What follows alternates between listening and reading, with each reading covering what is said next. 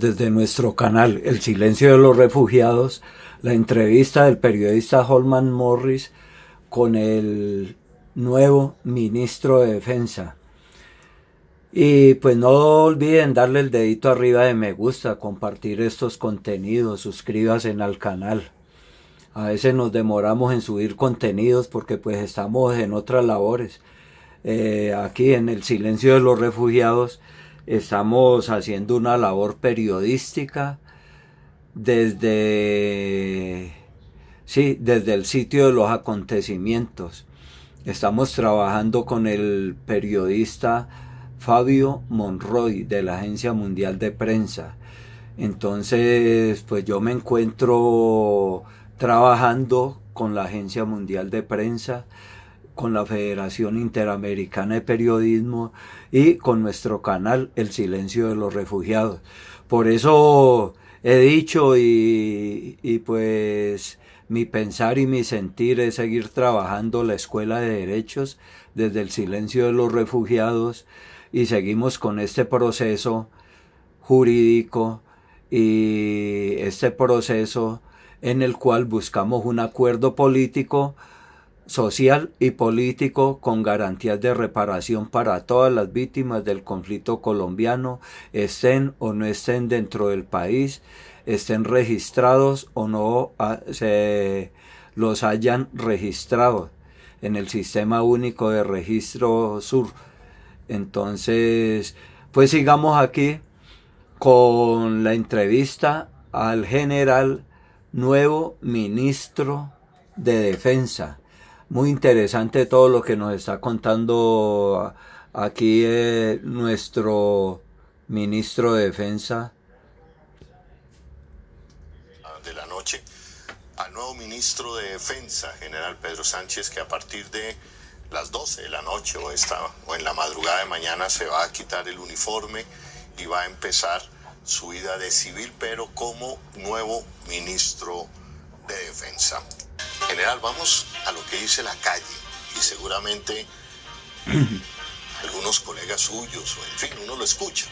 Oh, ese guerrillero, se refieren al presidente Petro, no, ese guerrillero. Y resulta que los que dicen ese guerrillero le dijo a usted, le propuso que fuera ministro de Defensa, todavía como jefe de seguridad de presidencia, y confía en usted. ¿Cómo fue este diálogo? ¿Cómo fue este momento? ¿Y usted qué piensa? Bueno, pueden haber diferencias como nos vean, pero hay una convergencia en lo que con el señor presidente de la República convergemos, que es la protección de la vida.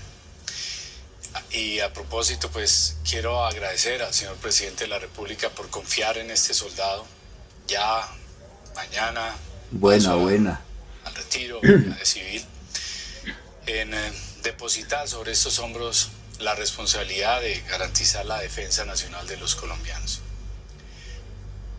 Para mí fue una sorpresa enorme, porque rompe de alguna manera con una tradición que viene atrás, pero también es una decisión soportada en quién es un militar, en qué trayectoria han tenido y en qué le pueden aportar al país.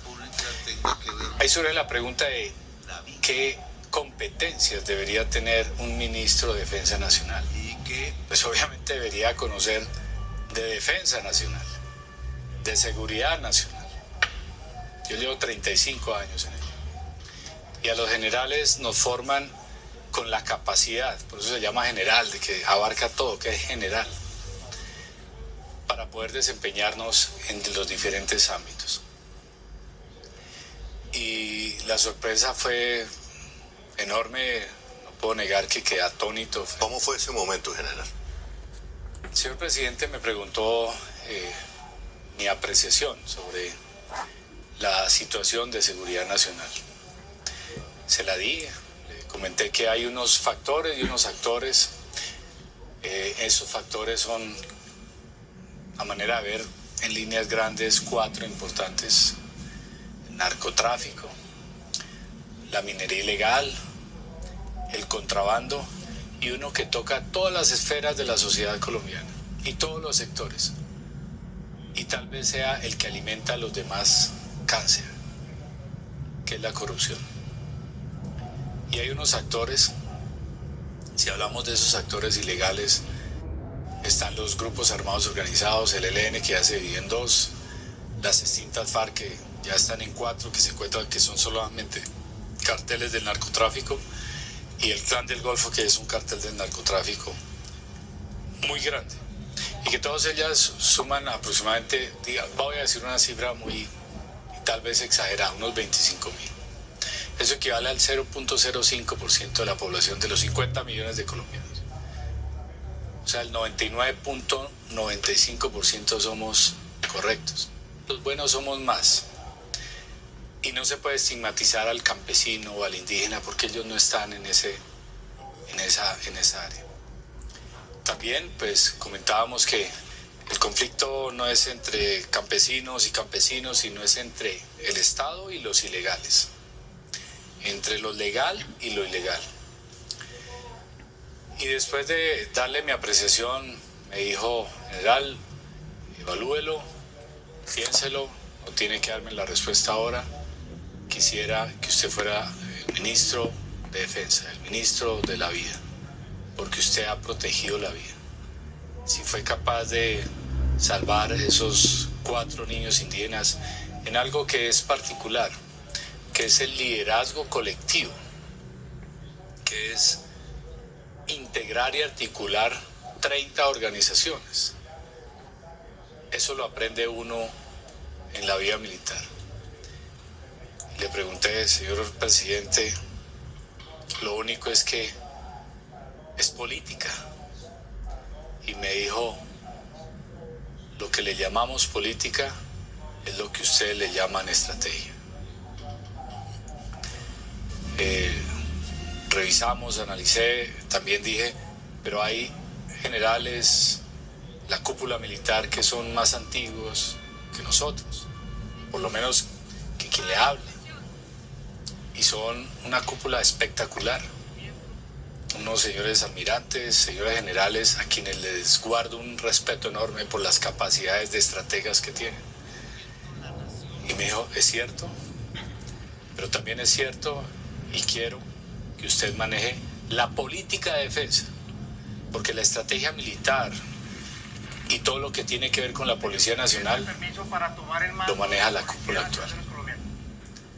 Ya lo revisamos y después de analizar y él hablar con la cúpula militar, se tomó esa decisión, y por mi respeto a la institucionalidad, a las tradiciones, a que llevamos ya más de 3 décadas con ministros civiles, hago un paso al costado para ser civil. Y preguntaba entonces la reflexión de qué capacidades debe tener, qué formación debe tener un civil o una persona que va a ser ministro de Defensa. Entonces debe ser gente que conozca de defensa y seguridad nacional.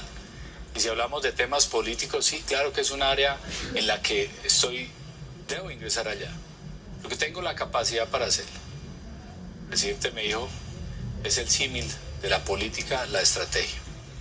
Contémosle a los colombianos, porque esto es muy importante. Estamos descubriendo la faceta, la vida, la formación del nuevo ministro de Defensa en un país que tiene unos retos en materia de defensa. Usted tiene unos cursos académicos muy importantes. Cuéntenos eso, ¿cuáles son? Bueno, las fuerzas militares complementan la carrera de un soldado con otros estudios, porque mi profesión es la profesión de las armas. Pero aunado a eso, se complementa con una maestría en pensamiento estratégico y prospectiva en el externado, una estrategia en seguridad y defensa nacionales de la Escuela Superior de Guerra, una maestría en estudios estratégicos del Colegio de Guerra Aérea de la Fuerza Aérea de los Estados Unidos, curso integral de defensa nacional en la Escuela Superior de Guerra, curso de altos estudios militares en la Escuela Superior de Guerra, diplomado en administración pública, unas especializaciones relacionadas con lo que ya mencioné, pero también en otro ámbito, porque dicen administrar, por ejemplo. Eso es lo que hemos hecho, lo he hecho durante toda mi vida. Y administrarlo en un contexto un poco diferente, en un contexto más complejo, que es la guerra. Administrar recursos yo lo he hecho durante toda la vida, pero también nos ha preparado para eso. Entonces, cursos de alta gerencia y de desarrollo directivo en la mejor, o por lo menos desde mi concepto, escuela de negocios que hay en Colombia, que es el INALDE. Tuve profesores de Harvard, por ejemplo. También cursos de negociación de los Andes, diplomados en derechos humanos y otra serie de cursos propios militares. Okay. Y además un hombre que, vuelvo, insisto en esto, que en la vida militar también es importante, un hombre que fue comandante 4 años de la fuerza élite de las Fuerzas Armadas de Colombia, y un hombre que se ha mojado en el combate, en el terreno, un soldado también. Pero pasemos ahora en este momento a una frase que a mí me llamó la atención y que este estudio fue testigo de eso, señor general. Por allá creo que fue un 10 de junio del año pasado, 2023. Del 2023, del 12 de junio del 2023, creo que ese día nos conocimos, ¿no sabemos? Sí, así fue. Cuando el señor general llega a estos estudios y nos presenta, creo que la foto está aquí, precisamente es aquí lo tenemos. Usted venía ese día con toda la Guardia Indígena, acababan de rescatar en ese momento a los niños perdidos en el Amazonas. Y el presidente de la República le da mucha fuerza a esto porque dice, es un general de la vida, y así lo presentó. En el marco de una nueva doctrina de seguridad que ha dicho el presidente, unas fuerzas militares para la vida. Y creo que es la primera vez que yo escucho a un presidente de la República decir, voy a nombrar a un general, ministro de Defensa, pero es un general de la vida. ¿Qué significa eso para usted, general? Significa afianzar el compromiso que tenemos los soldados y policías por nuestra patria. Es un juramento que hicimos a nuestro tricolor nacional y que lo hacemos permanentemente, pero que bajo este gobierno y con las directrices que hablando ya internamente con el señor presidente, muchos critican sin conocer y juega la desinformación en contra de ello. Por ejemplo, hago un paréntesis acá.